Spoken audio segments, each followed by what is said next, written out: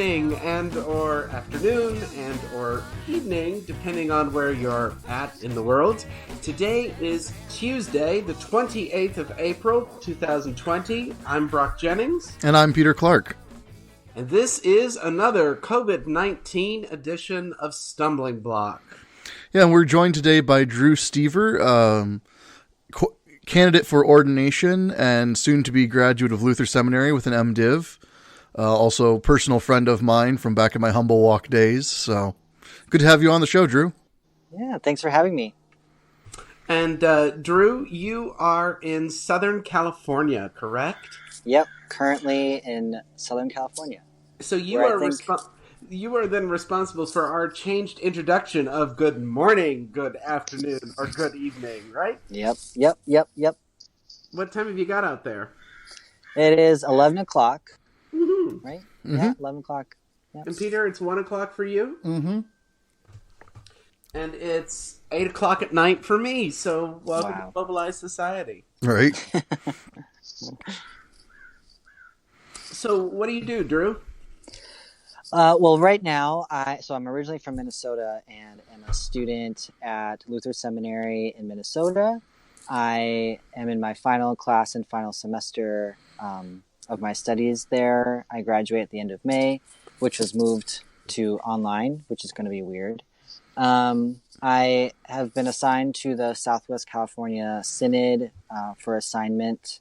I don't have an assigned congregation yet. But in the meantime, I'm out here with my partner and her 3 kids.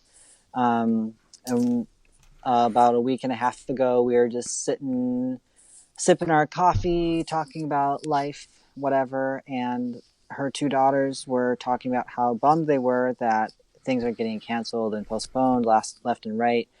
One of them being the Western States Youth Gathering, which is the Western States edition of like smaller youth gatherings.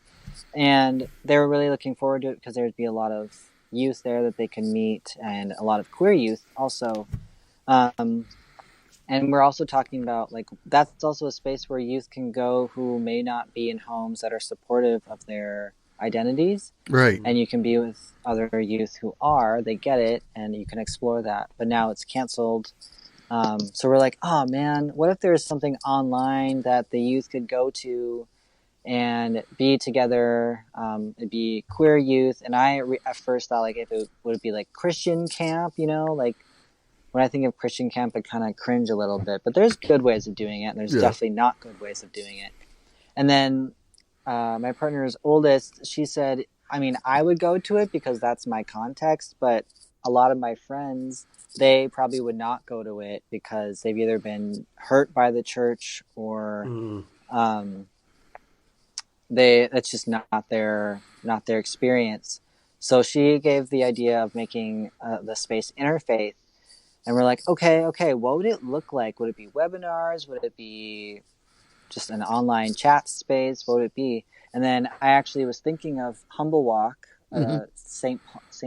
Paul, and they started like a virtual camp. Yeah, they've started a virtual camp where people are checking in with each other every day and things like that. And it's I missed out on registration for it because I knew I wouldn't be up early enough in the morning for it. So that's but yeah, I kind of that's the idea is to connect people with each other in this quarantine time. We're sort of doing virtual everything now, aren't we? And now, Peter, I'm afraid that we have lost Drew, at least on my end. Drew, you still there? Yep, I'm still here. Okay. Peter, you still got Drew? Yep, I still got Drew. Okay, man. Sometimes connections can be weird, but this time I don't think it's me. For the last half year, even year, our internet connection problems have been my fault, but I finally solved them. So, good. It may be bad form to blame the guest, but I swear it's not me tonight. Not me. Yeah.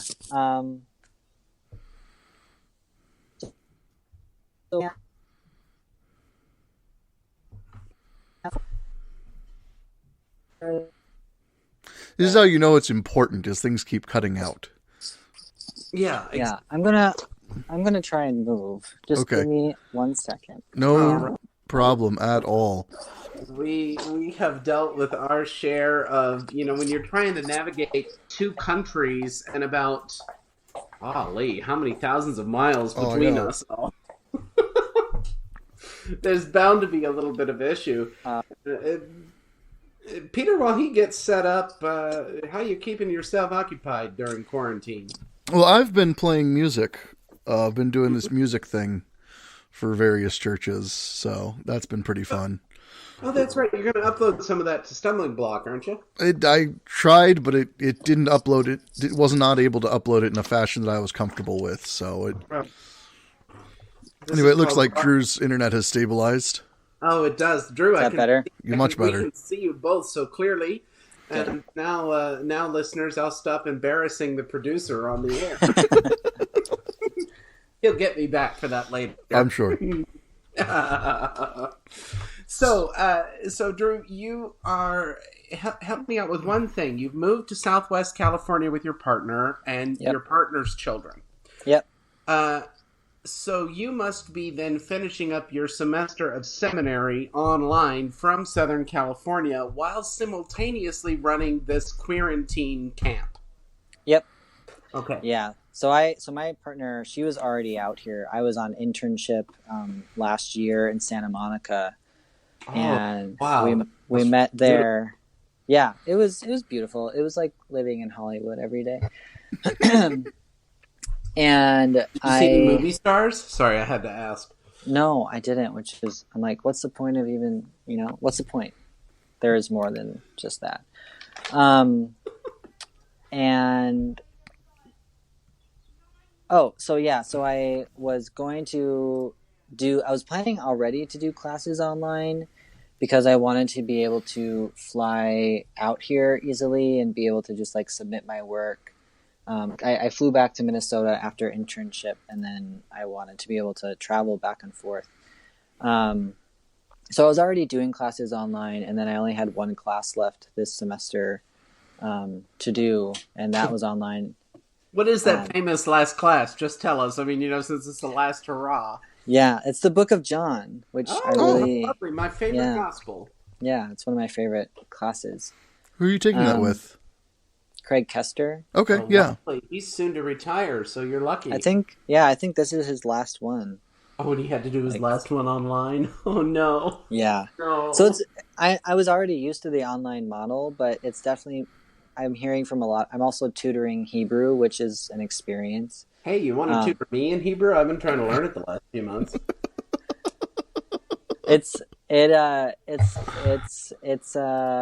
Shameless plug. I'm being mean to the guests. Sorry. Yeah, I took it as a class myself last semester, and I wanted I've never taken a class that has pushed me on so many levels, and then I was asked to tutor, and I'm like, are you kidding me? That class almost destroyed me. I mean, you could come to Tübingen and take it in German with me. How does that sound? Oh my gosh. Both trying to translate the instructor in German and then translate the Hebrew. I just yeah. So I was used to the online model, but I'm hearing from a lot of my classmates that they miss the in-person element of class. I'm sorry, just a second. Do you have a Zoom call soon? Okay. So I'm hearing that, and I do miss seeing people in person. But I've been very transitory in the last year, so I just needed to do that, the online already. So. Yeah, no, I get that. Yeah. So tell us more. We sort of cut you off in the middle of your explaining what's going on with the Queeranteen Camp. Tell us more about that, what that's going to look like, and so the idea of having a camp, I was thinking of Humble Walk, and I texted Jody and basically just said, there's this thing that we've come up with, and I think we're going to steal your idea of having a virtual camp. And she, tell our non Twin Cities folks what Humble Walk is? oh yeah, Humble Walk is a small Lutheran church community in St. Paul, Minnesota, comprised of artists, babies, dogs, adults, kids, introverts, extroverts, all sorts of people who it's mostly folks who are kind of like on the fence about church, or they're looking for something like completely different. And Pastor Jody is started it kind of on accident. Just like started meeting with her friends over coffee, and then eventually they were like, Jody, if you were our pastor, we would go to your church. And she was like, oh, okay. And then approached the bishop, and she said, I think I might have just started a church. And they're like, oh, did you? And she hadn't yet graduated seminary. So I'm taking notes from her that, like, if you have something, you just do it. The Holy Spirit just works in its own. So Humble Walk, all the churches now were not meeting because of this thing on social distancing, and so they wanted to stay engaged with the community. So they created this virtual camp, and Jody, as well as many others at Humble Walk, have experience working at camp, so this is like right up their alley. Yeah, Humble Walk made me not hate camp anymore. Right? Yeah. It's like, it's camp, but it's not weird. It's weird, but like it's a good kind of weird. Yeah. It's minus the conservative evangelical undertones to camp, maybe? Oh, absolutely. Yes, absolutely. Yeah. So with Queeranteen Camp, the model is right now that there is, so we originally were going to start May 1st, and that's when we were envisioning this to be a much smaller gathering. And since it's had such an overwhelming response, we moved the start date to June 1st. And in the meantime, we're going to provide activities and various assorted ways of staying engaged with all the campers. And then once that June 1st date arrives, people find out who's in their cabins. Their counselors are going to contact them and like have everyone introduce each other. And then that Friday, the 1st I think is a Monday, and then that Friday there's going to be an all-camp roundup where everyone is going to come onto the Zoom call, and there's going to be like a little introduction, a speaker, a small activity, and then I don't know, maybe a bonfire, maybe, I don't know. I have to figure that out. How would one do a bonfire by Zoom? My first thought is quite literally make a bonfire in the backyard and bring my laptop and just sit. That was kind of my thought, yeah. Or we do have a fireplace, so you can sit by the fireplace. Let me just be clear. I draw the line at virtual baptisms. Okay. Okay. Digital everything right now. We got to put the foot down somewhere. Tonight I'm going to go to digital choir rehearsal, and Anyway, that's got to be an experience. I hope and pray that we're not all gonna try to sing. I don't exactly. Which is ironic, right? You're going to go to choir rehearsal, but you hope you don't sing. But But tonight, I really hope there's no singing. But all this digital stuff, maybe the bonfire isn't so bad, just so long as no baptisms are going on somewhere. That's what I'm worried about. As you could probably tell, the what you can and can't do over the internet has been a common source of conversation for us on this podcast lately. Yeah, and people try to test that. Like, well, let's try it, see what happens. And there's just like baptism virtual. It's just, I don't know. I don't even know. Like personally, professionally, theologically, there's so many I don't knows about that. Yeah, that's one of the big things, right there. There wasn't Zoom in any of the, great theologians' times for us to say, for them to make a clear statement one way or the other on a lot of this stuff. Right. And so we're in unnavigated water. There's a little bit of the conversations around televangelism that have happened. Oh yeah. That we're drawing on right now, but even some of that is being challenged. Well, and speaking of televangelism, it's interesting because one of my grandmas, she doesn't have a computer or internet, but she loves going to church. So I was talking to her the other day, and I was asking her, Grandma, what are you doing for church?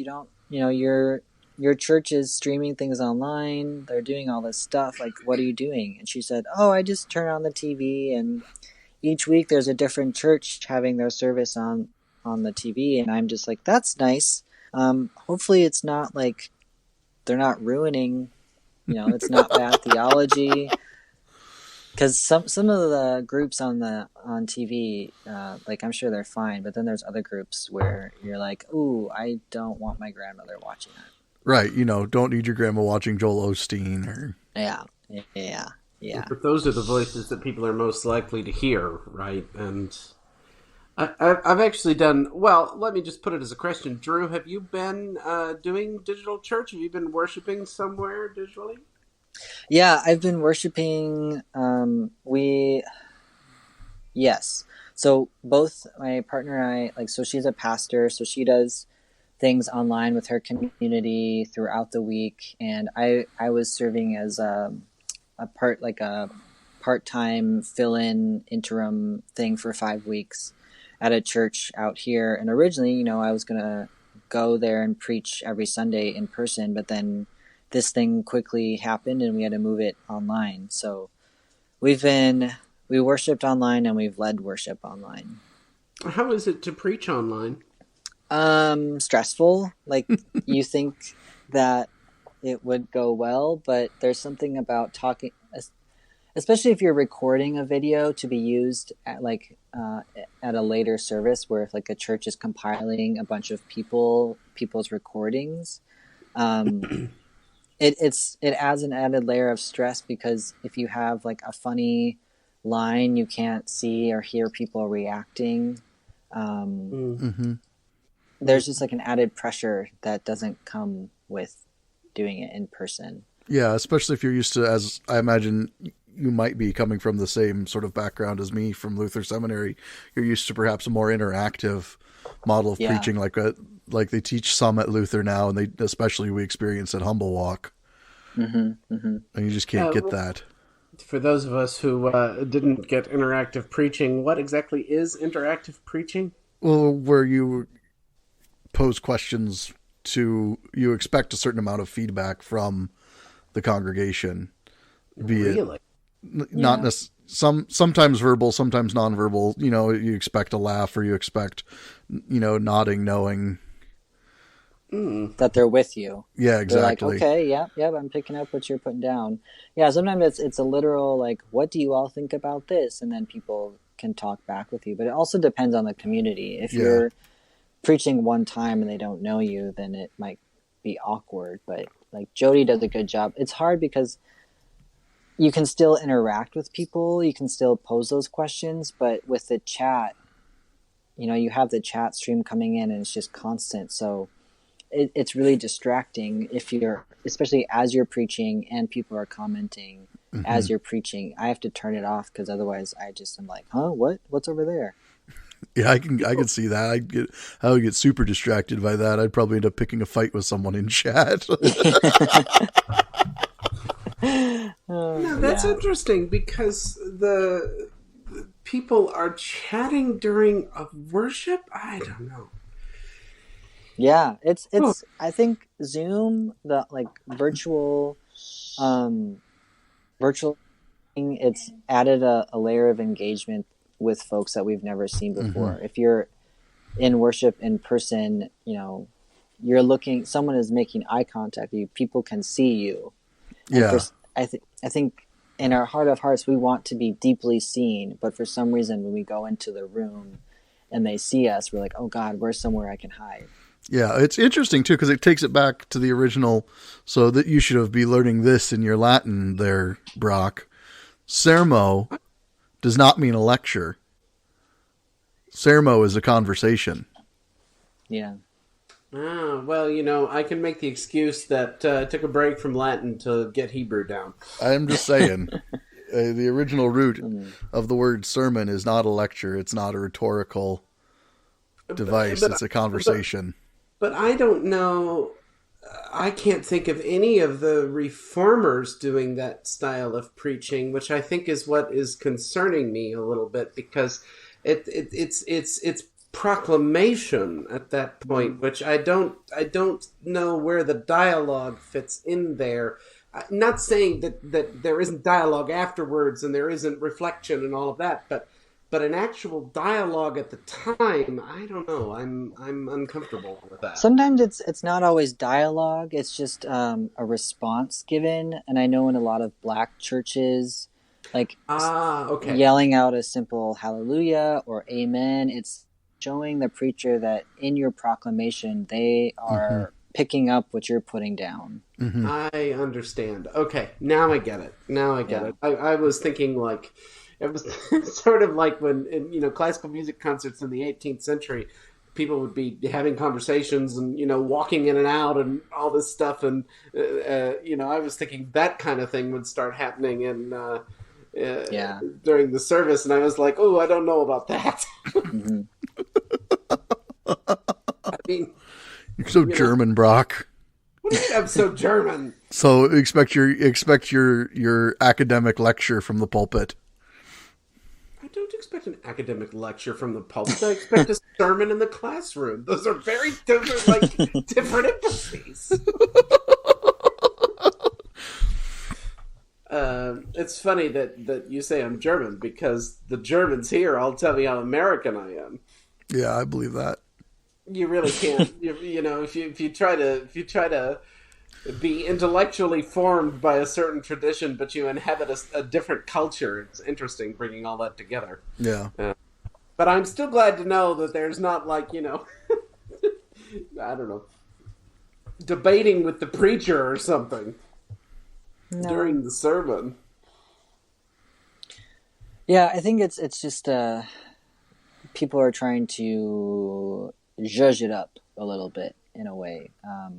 I remember growing up that it felt like I was going to a lecture, and there are multiple times where I feel like I'm about to call him out. Sorry, but I would look over at my dad and he would be nodding off because the pastor, he has such a soothing voice. He would speak so he could read my grocery list and I would fall asleep. But then there are also pastors who, it felt like I was going to a lecture, and I didn't want to go to a lecture. I got enough lectures during the week. So I think part of it is like, we want, if the gospel is about life, we want, how can we deliver that in a way that makes people feel alive? Some people, like, lectures do give them life, and I am curious to know what that's like for them.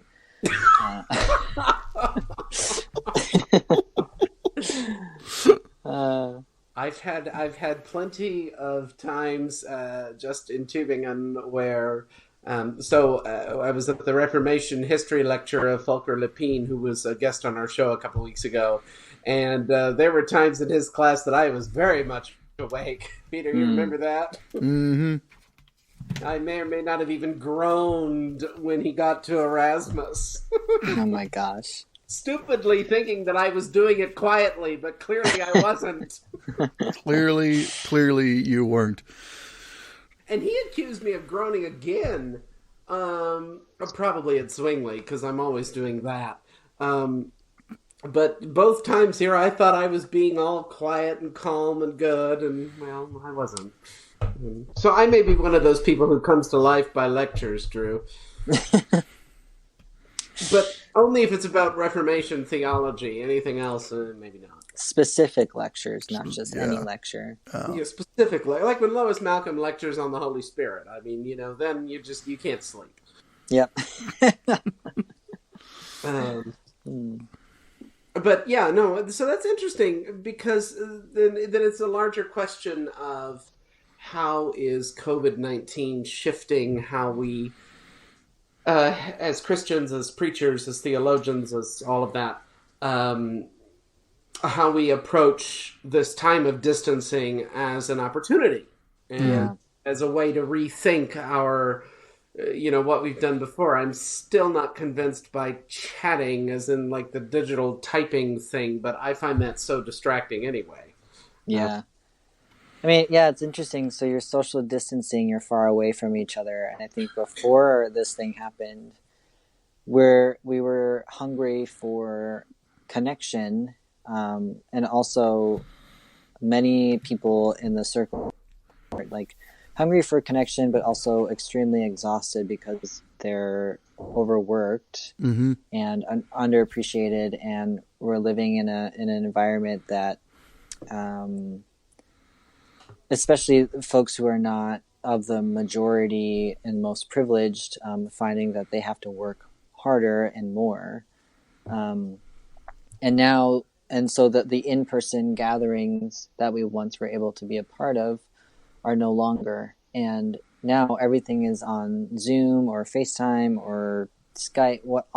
It's just everything's virtual, everything's on screen, and just 1 hour being on a Zoom call feels like 3 hours. So by the time you're done working and you want to call your mom, friend who either lives like 20 minutes away from you or in a different state, like you're so tired because you've been looking at a screen all day. So yeah, it's trying to balance the ways of connecting, like how much connection is too much connection. How we know that there's too much screen time, but when all you have to connect is the screen, how much is too much? Speaking of, my son just walked past on a school Zoom call. Yeah. If you all heard anything in the background, I tried to mute myself, but I'm not sure how well I did. But I think you did pretty well, Peter. They're currently doing class presentations on various towns in Wisconsin. Oh, wow.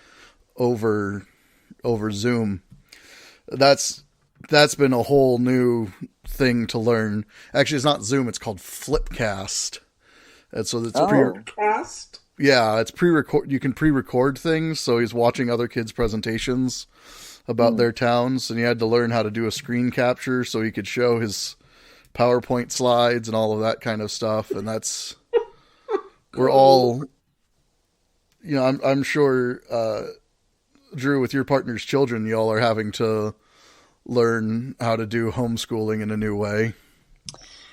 Yeah, and seeing them on Zoom, they're on screens a lot more now because that's the only way that they can connect with their teachers and their classmates. And then when it comes time to like hanging, we look at the same faces every day, so you want to break it up with time with your friends, but then that's another Zoom call or another FaceTime. So I think it's changing expectations and it used to be expectations for everyone. Yeah, it used to be we tried to keep Sam off screens for try to keep him to like a maximum of like 4 hours or so of screens. Yeah, how's that going for a you day. now? Now we're really happy when we can get him an hour or two off screens. Yeah. But it's the necessity of it for him to interact with his friends, for him to do his schoolwork, for him to do anything. He's on a screen. Yeah. So he just walked past to do what we have called our intermediary, which is we have 2 decks at our apartment, and he's gone out to the deck to do his homework. I tell you, I met with a friend of mine in Tübingen today, and I hadn't seen him in 2 months, since like the week before my birthday, actually, which is about when everything went to hell in a handbasket, if you'll pardon the expression. And oh my God, just like seeing him as he walked out. He works for a publishing company here in Tübingen, and he walked out. I was like, oh my God, you're like a human. You're like real.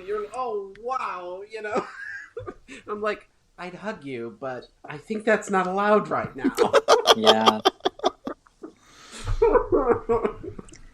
Yeah. I mean, just like to see somebody that not being, confined to these screens, and yet Peter and I, Drew, we've done this podcast by screen of some form for how many years now? Stopping, thinking. 4? Four. About 4. It was after you left Luther. Right. So almost 4 now. 4 years. Yeah, we took a year off in there, but yeah. So but when we were doing this, it wasn't when all our interactions were by screen, right? Mm-hmm. The ways of like connecting outside of the screen has gotten really creative too. Like our neighbors, I think their oldest kid just had a 3rd birthday, and all their friends drove by, banging, like making noise and throwing confetti and like literally throwing presents out the window. And then our dining room, it has a bay window, so we turned the dinner table the long way, put it against the window, and then we took another table and put it outside. There's a little sidewalk path to the window, and we measured the edge of that table to the dining room table, and it's 6 feet. So it was like a month, and then we thought of this, and we're like, why didn't we think of this earlier? And we invited some friends over for tea, and we showed them the setup where we would be sitting inside and they would be sitting outside, and we just opened the window and they came, and we're so like, we hadn't seen them in a month, and so we were so excited to just have like, it was that response, like, oh my God, you're real, you're alive, you're a human being, you're right there, I could touch you, but I'm not going to. Yeah. My mom's doing that with her mom right nice. now. So we live in Madison. My grandma lives out near Sheboygan, Wisconsin. And so, which is quite the drive, but my mom owns a BMW M3, so she doesn't mind it so much. Yeah. That was That was her, I'm not going to say how many years old, birthday present to herself. She was like, look, I'm old enough and I have enough money and I'm going to buy this car. And it's red, of course. Yeah, of course. Whatever. She's winning. Right? She's winning. So once every couple weeks, she drives a couple hours to Sheboygan and, sits outside her mom's house and brings her a burger from Chester's, the local drive-in restaurant near them. And so that's, so people, it's absolutely, people are doing that kind of thing to stay connected. Yeah. I don't know that I've done anything quite so creative as what you guys are describing. I think I've mostly had to rely on the technology. Drew, did you say then you had a lot of your seminary training is online? Yeah, a lot of it has been online. Wow. There is 1 year. Yeah, it's actually interesting. 1 year out of the 4 that I did in person. Well, 1 year and 1 semester I did in person. So you were what they called an MDiv DL. Kind of. I was actually, so I transferred. I spent 1 year at Chicago Theological Seminary, and then I transferred, and I was I was off campus, but I was a resident student. So I was like there going to class, and I was still technically like in town. I could have gone to campus to go to like in class, but I like with just the things going on in my life, I just needed it to be more flexible. So I got together with classmates when I could, but yeah. And what made you transfer from CTS to Luther? That's a very interesting switch. Yeah, I love CTS because all of their they're very justice oriented. It's an interfaith institution. They incorporate the racial justice lens, LGBTQ, and interfaith lens into all their classes. I just was finding that I was trying to explain the candidacy process to my advisor, who is a rabbi, and I myself didn't know the candidacy process that well. It wasn't really explained to me, so I was trying to like do research, explain it, and then not doing a very good job. so then I was like, I just need to go somewhere that someone already gets it. They need to tell me what to do, because I'm like trying to do courses and trying to explain this Why stuff Luther too. and not LSTC? That's also interesting to me. Yeah, I think I just I needed to like regroup and be back with my family who's in St. Ah, yeah, Paul. sure, sure. Yeah. I did a course at CTS. Began my doctorate at LSTC, and then through various and sundry movements of the Holy Spirit, I ended up here. But I did a course with Joanne Terrell at LSTC, her Augustus Oh, Niebuhr and yeah. Malcolm X course. I don't know if you took that. Yeah, Did you yeah. take it? No, I didn't, Oh, but I know who that is. oh, wonderful, Yeah. wonderful woman, a scholar. Peter, we got to get Dr. Terrell on the podcast. That would be amazing. And I'll try to work on that. And yeah, so I certainly enjoyed my time at CTS. But what was it like for you then? Just if you can maybe talk about how that was to switch from CTS to Luther, like that. Mm. I mean, maybe CTS to PLTS or maybe LSTC, but to Luther, that's a switch. Yeah. It I so a friend of mine had started seminary before me, and she started at Luther. I took a year off college and then started seminary. Mm-hmm. And so she had already had a year in, and I was messaging her when I was still at CTS, like, I think I need to transfer. How is it going over there? And she's like, oh man, there's like an identity crisis happening at, I think, all of our seminaries right now, but Luther is definitely one of them. It was very, it's in the midst of that turn, like something is working inside of Luther, and one of them is becoming an RIC, Reconciling in Christ institution, which, for folks who don't know, RIC is, you're basically saying that you are open and affirming of not just LGBTQ folks, but all marginalized identities. But LGBTQ is one of the main ones in saying that you're RIC. So Luther right now is the only ELCA seminary in the country that is not RIC. Mm-hmm. And that was a big, there's been a lot of conversation about that in the past few years.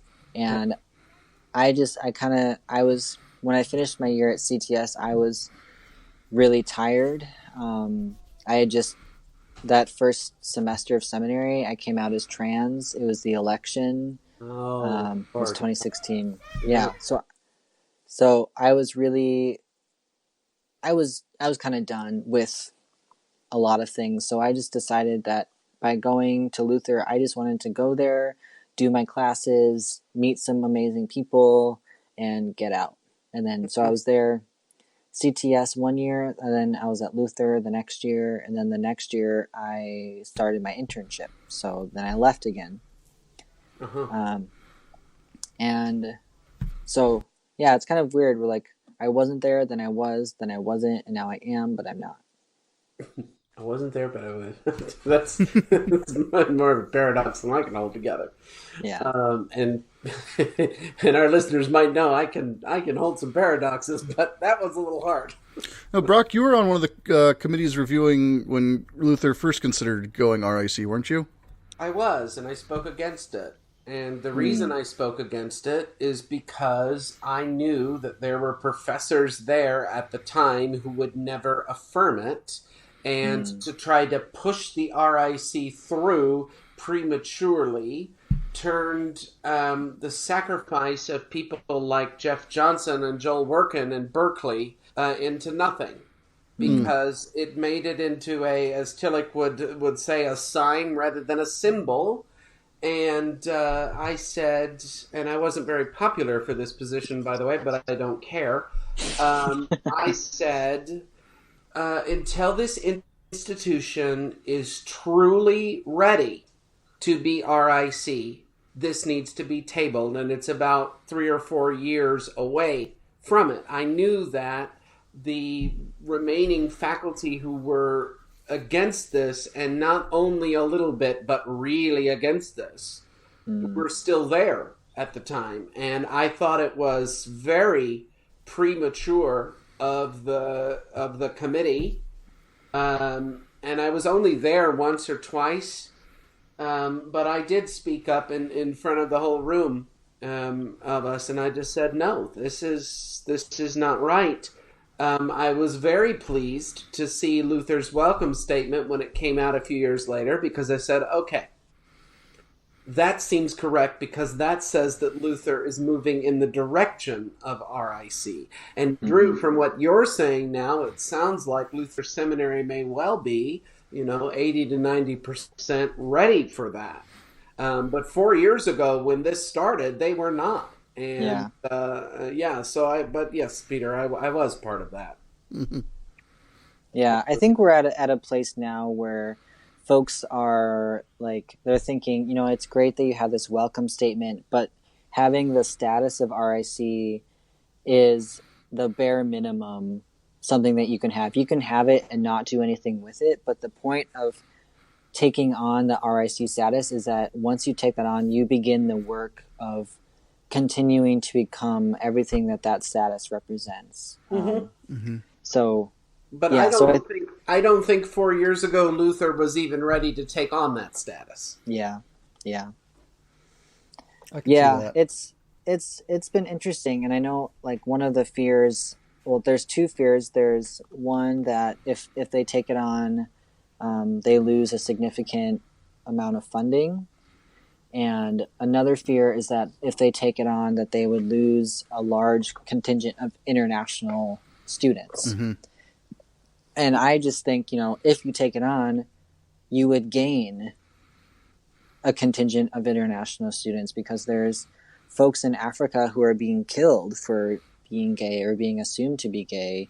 Right. And if you take it on, you gain a significant source of funding because you specifically are saying this. And right now, I think they're still stuck in the fear. So I'm interested at the donor question, because that's I hate to use the word always, but I think I am going to use it. That's always the question when it comes to standalone theological institutions or churches, that want to do a bold move like this. What does it happen to the money? When PLTS went RIC, side note, Drew, that's where I did my MDiv.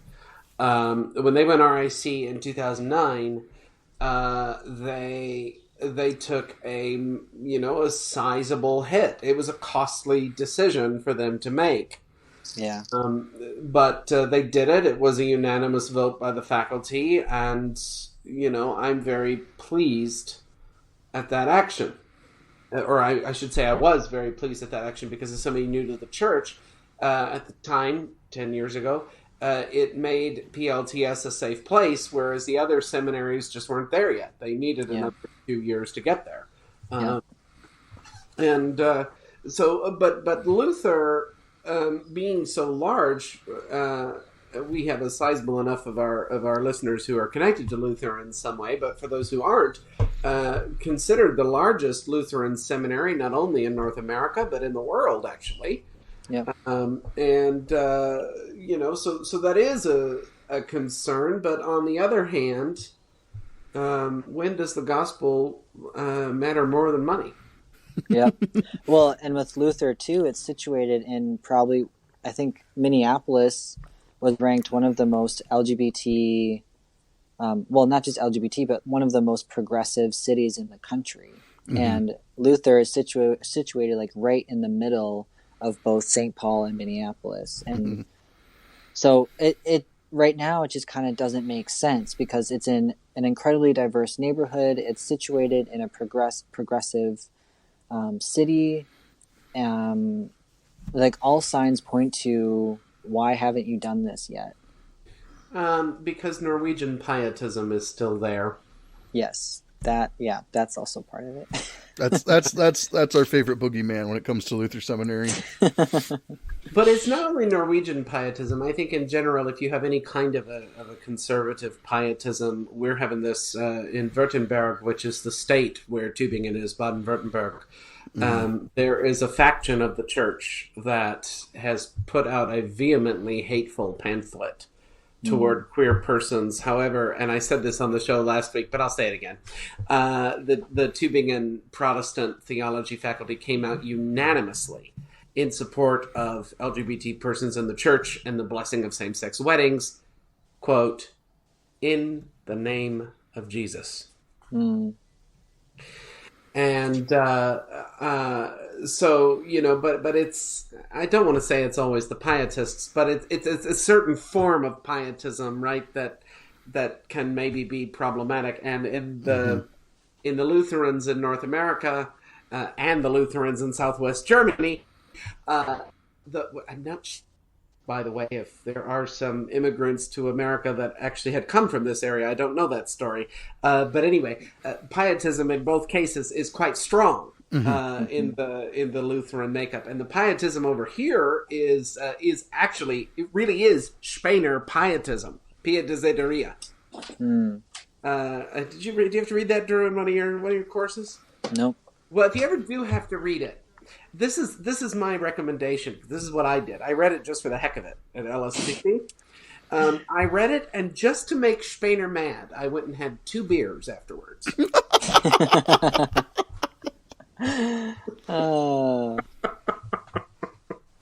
But, you know.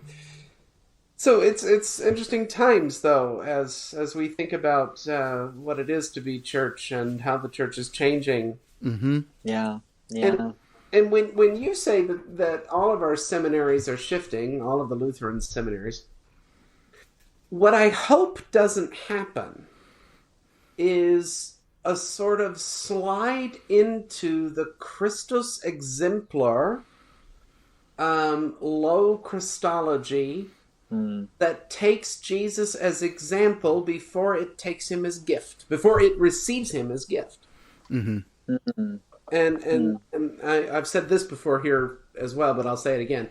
We need to learn from Luther, and that is that Christ is gift, and then he is example.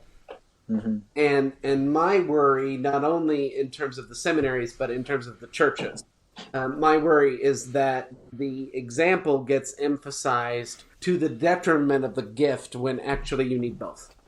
But I don't know what your experience has been, Drew.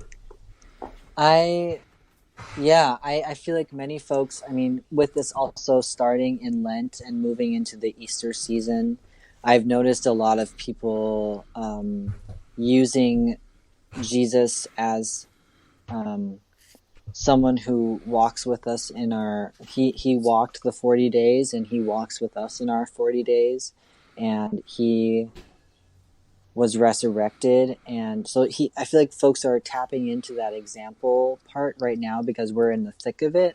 And I wonder, when do we switch, like when do we go back to like, okay, Jesus knows what activity time looks like, feels like, sounds like, tastes like, but he also knows what creation and life from death looks like, sounds like, smells like, tastes like. So kind of when do we turn the corner with our communities theologically? Like, I think it's good that we are acknowledging that life is really hard right now and God is with us in that. But when do we turn the corner? And I think that question goes alongside with like, when can we go back to how it was? Not exactly how it was before, but when can I see my friends again? So I feel like those two are sitting with each other. When do we turn the corner in the messages we give? And then also, when can I see my friends again? When can I start thinking about when I can see my friends again? Yeah. And in a sense, it's a kind of Gethsemane. The time. I mean, I would find that even more compelling than Jesus walking with us in our 40 days. I mean, come on, any good prophet can walk with you in your 40 days. Not so convinced, but I'm just being grumpy at the moment. I get that way occasionally, don't I, Peter? You do. That's why you love me. Oh, my light just went out. Okay, whew. I had this panic. Okay, I had this panic moment because my room where I stay is both my library and my study space, and then where I sleep because I have to. And I'm like, if I lose this light and I can't read, Bad things. Clearly, my things. ultimate concern is not God at the moment. It's the reading light. But Drew, what would you say has been the most surprising aspect of the ministry that you're starting right now? You mean Queeranteen Camp? Mm-hmm. I think the most surprising, and I'm continually surprised by this, not just in this ministry, but so my faith experience comes from that, like, we are nothing without our community. Mm-hmm. And you know who your people are that you go to for advice, but then sometimes people from out of the woodwork show up, and at first sometimes you're like, wait a second, you don't know me, you're not my community, but they come willing and excited and able to help you. So you either gotta like let them in or tell them where they need to go to like give that time and space. So I've been really excited, not just by the response to Queeranteen Camp, but like as to be in it, but for people to help.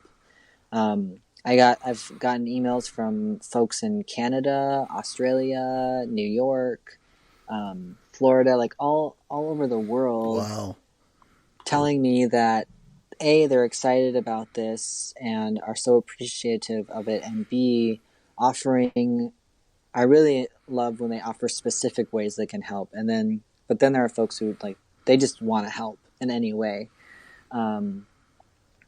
And I am like, I've never met you before, but then I do some Facebook searching and then I look them up and I'm like, all right, you seem like a legit human. You're not a troll.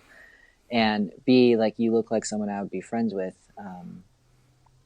So yeah, I'm surprised, and I'm also not surprised, because I think that's just in our nature, that when someone puts a good thing into the world, we want to support it. Mm-hmm.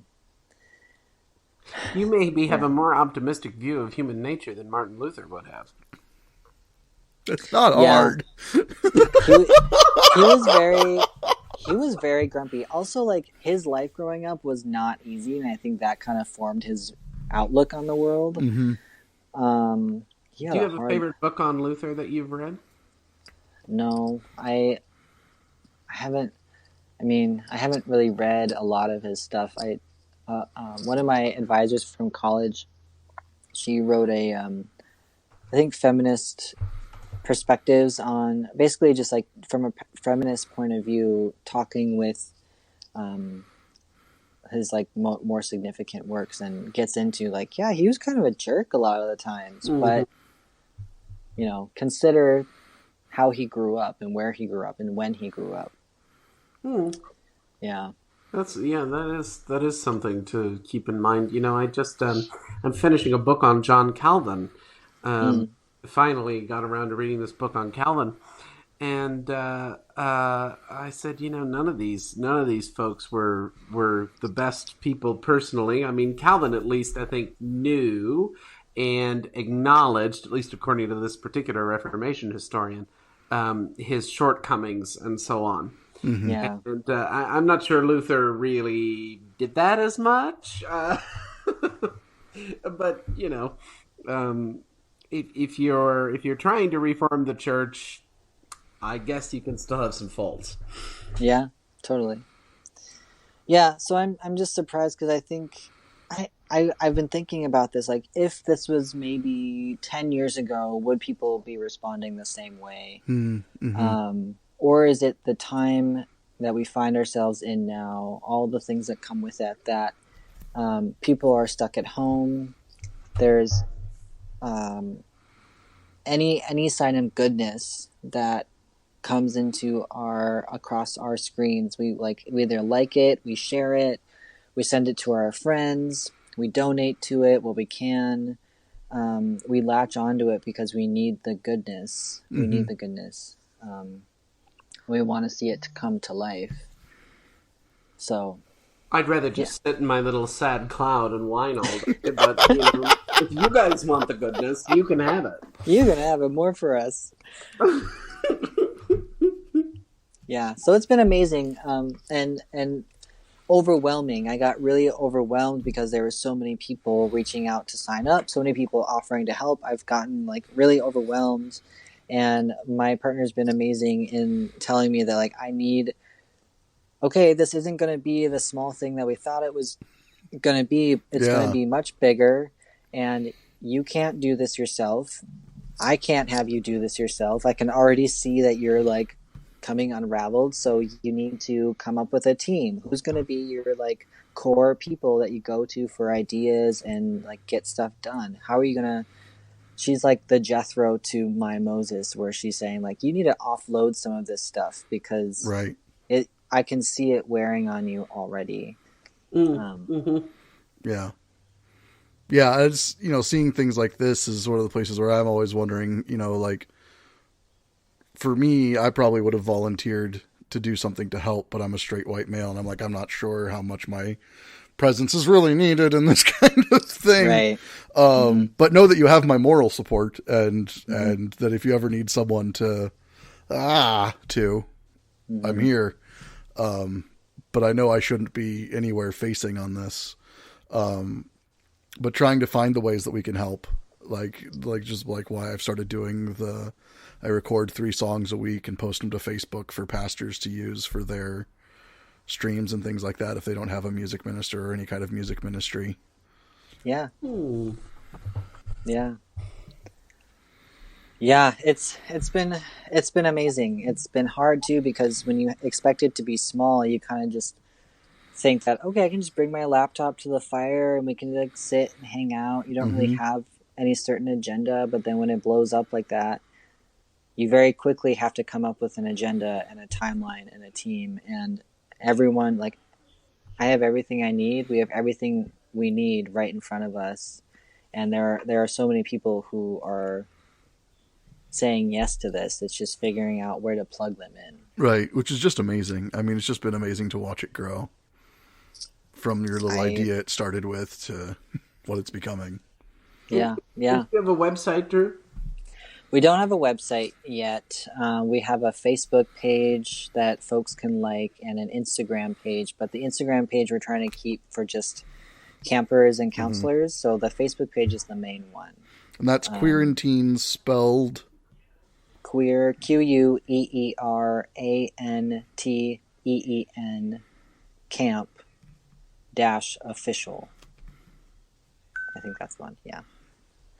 Okay, I'll try and link that in the description on this podcast as well. So if you're listening to this, hopefully it'll be down in the description. You can go there. Yeah.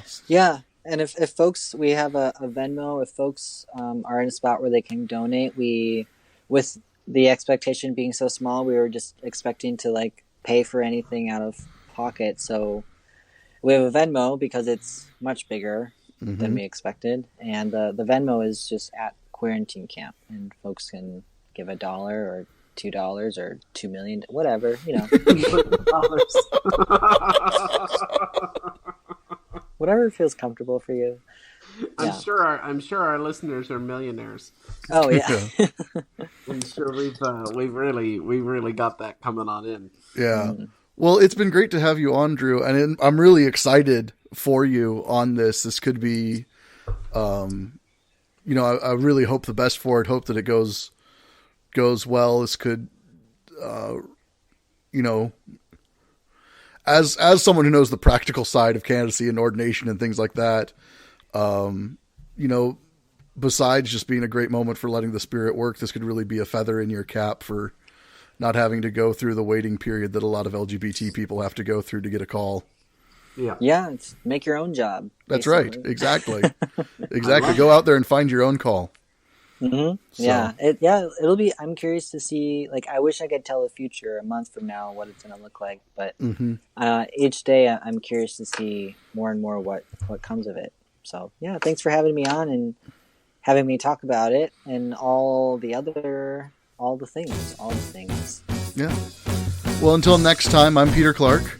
And I'm Brock Jennings. And this has been Stumbling Block. Stumbling Block is a production of Silver Turkey Studios. Our Patreon producer is Ben Dittman, our executive producer is Peter Clark, and our executive director is Brock Jennings. Our theme music is by Mirrors for Windows, and we are hosted by Podbean. We can be reached by email at stumblingblockpodcast@gmail.com. Please consider supporting us at patreon.com/stumblingBlock. And as always, thank you for listening.